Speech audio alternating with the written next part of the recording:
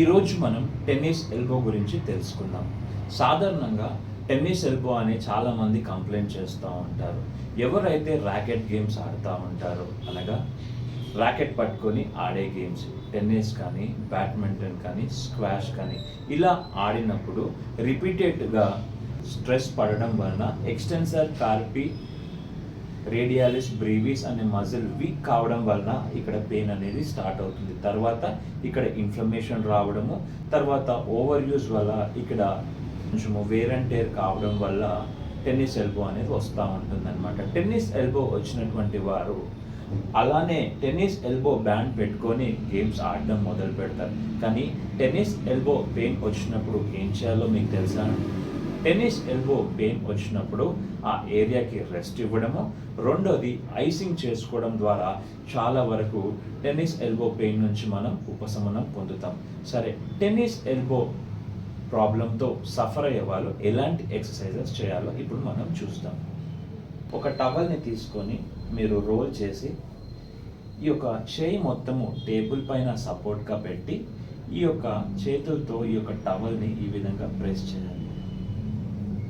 Next exercise ఏంటంటే 1 pound dumbbell లేకపోతే 1/2 kg dumbbell తీసుకొని ఈ యొక్క ఎల్బోని సుపినేషన్ ప్రొనేషన్ ఒక చివర్లో డంబుల్ చివర్లో పట్టుకొని సుపినేషన్ ప్రొనేషన్ సుపినేషన్ ప్రొనేషన్ సుపినేషన్ ప్రొనేషన్ ఈ విధంగా రెండవ ఎక్సర్సైజ్ మనం చేయవచ్చు.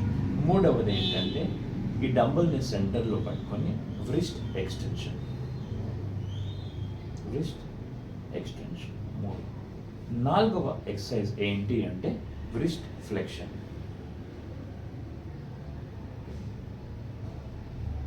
ఐదవ ఎక్సర్సైజ్ ఏంటంటే స్క్వీజింగ్. బట్టలను మనం ఏ విధంగా అయితే పిండుతామో అలా ఈ విధంగా పిండడం.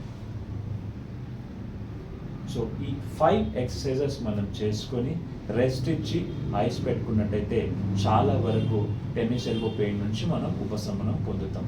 ఒకవేళ అలానే పెయిన్ ఉన్నట్టయితే దగ్గరలో ఉన్నటువంటి డాక్టర్ దగ్గరికి వెళ్ళి చూపించుకొని మీ సమస్యకు పరిష్కారం పొందండి. గమనించండి, ఈ ఎక్సర్సైజెస్ సొంతంగా చేసుకోవడం కంటే ఒక క్వాలిఫైడ్ ఫిజియోథెరపిస్ట్ సహాయంతో ఎక్సర్సైజెస్ చేసుకుంటూ దాంతోపాటు ఫిజియోథెరపీ ట్రీట్మెంట్ తీసుకుని టెన్నిస్ ఎల్బో బ్యాండ్ పెట్టుకున్నట్టయితే ఇంకా మంచి రిజల్ట్స్ మనం చూడవచ్చు.